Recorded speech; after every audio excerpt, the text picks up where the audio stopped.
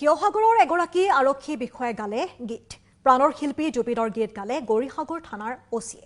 অচি তীৰ্থেশ্বৰ নৰহৰ কণ্ঠত জুবিন গাৰ্গৰ গীত বদৰি সূত্ৰে আয়োজিত বিদায় সভাত জুবিনক স্মৰণ কৰিলে বিষয়াগৰাকীয়ে প্ৰাণৰ শিল্পীজনক সুঁৱৰিলে তীৰ্থেশ্বৰ নৰহে জীবন